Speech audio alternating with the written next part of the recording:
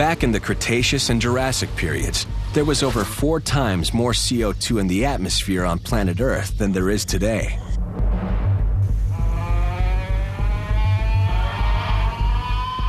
The climate was experiencing a super greenhouse event, and the world was perilously off balance. As temperatures go up, so does the rate of evaporation and the humidity. The obvious result was more rain, falling heavily in powerful tropical storms.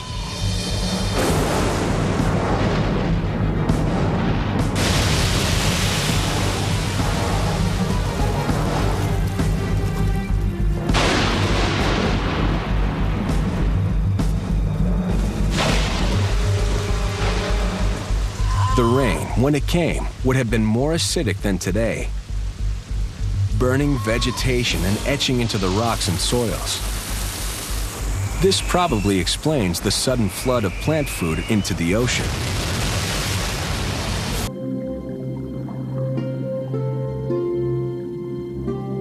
Such a flood of nutrients, and the plankton blooms it triggered, might have been enough to begin an anoxic event on its own. But in a super greenhouse, the overheated oceans were already primed for stagnation. In the lead-up to a super greenhouse, there is no cold water at the poles. With both faltering currents and over-fertilized surface waters, the stage was set to push large areas of the global ocean first into runaway anoxia, and then into something far more dangerous. Remove all the oxygen from the water, and deadly poisonous hydrogen sulfide will start to spread upwards from the stagnant depths. There's evidence that during these oceanic anoxic events, you actually had that happening within these broad super oceans. So the whole of the Pacific might have been euxenic, as we call it, devoid of oxygen and containing free hydrogen sulfide. So these very noxious environments spreading over huge areas of the globe.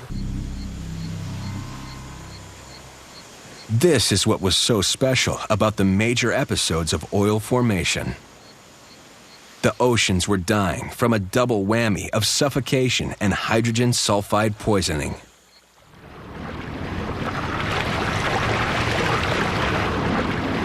And for as long as sulfur bacteria thrived in the sunlight, other life forms faced extinction.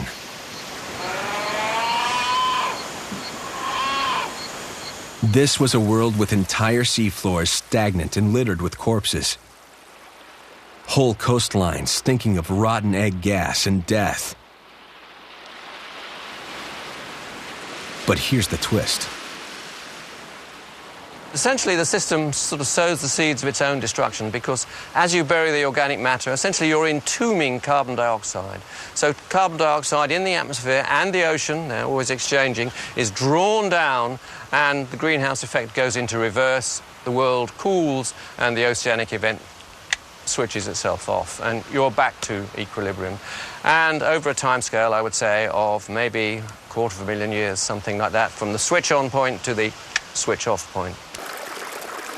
Of the handful of such events now identified, every one shows the anoxia switch on sharply, as if some threshold of warming is suddenly crossed. As the polar ice caps continue to melt, and as the seas continue to heat up, we find ourselves being propelled further into the throes of global warming, and there are no signs of it slowing down. As temperatures rise, there is less shiny white ice left to reflect heat away, and the darker Arctic Ocean ready to absorb it. The faster the sea warms, of course, the quicker the remaining ice melts. It's the sort of feedback loop that could help flip the switch on ocean circulation and perhaps set the stage for the next major phase of ocean stagnation.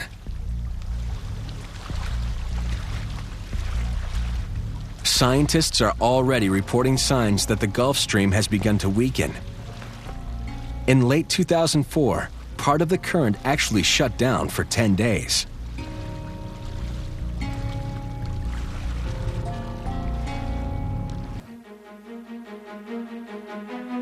As the human population climbs towards 7 billion and the desire for first world affluence spreads across the globe, we are burning oil as fast as we can pull it out of the ground.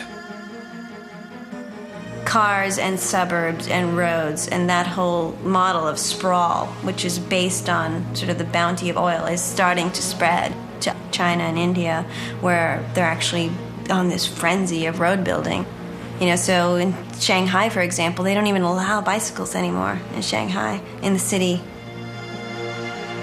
When the Chinese people start driving cars the way we do, then we'll have long passed the tipping point for climate change.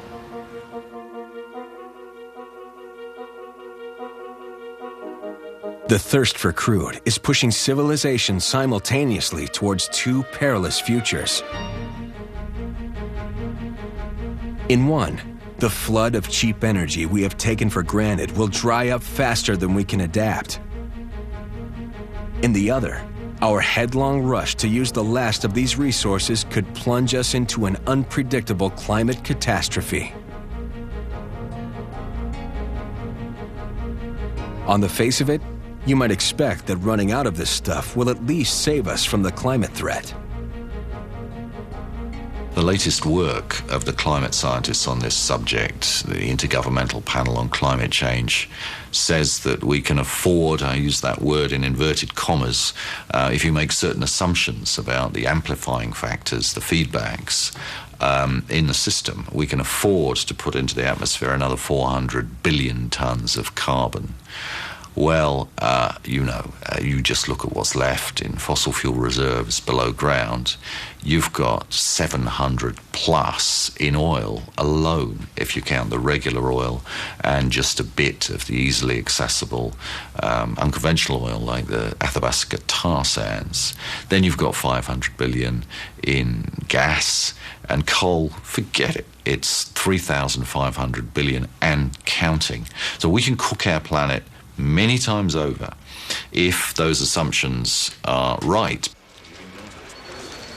Jeremy Leggett spent much of his early oil industry career at the prestigious Royal School of Mines in London, England, training others in the fine art of finding oil. The threat posed by climate change prompted him to switch camps, first to Greenpeace, and more recently to lead a British company providing solar alternatives. My abiding fear is that I'll live through what remains of my vocational life in an exciting, fast-growing company while the world is going to hell in a bucket because of the stupid addiction to oil that we've had all these years and the effect it will ultimately have on our economies after the peak of production and the collapse in supply.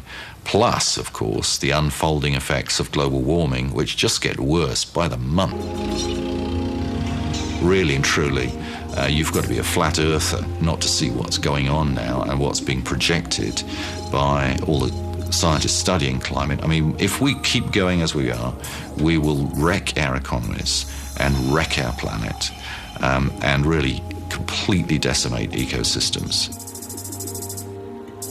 Well, I claim that our grandchildren are going to look at us and say, you burned all that oil, all those nice molecules, you just burned it? And we'll have to admit we just burned it.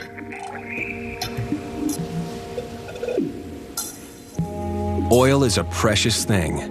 Fossilized sunlight captured by tiny brainless organisms that lived for a mere instant in geological time. Yet every year, we burn more and more of what we have less and less of. Are we mining the aftermath of past climate catastrophes simply to engineer our own? It would be ironic indeed if the end of our oil age becomes the start of the Earth's next great phase of oil formation.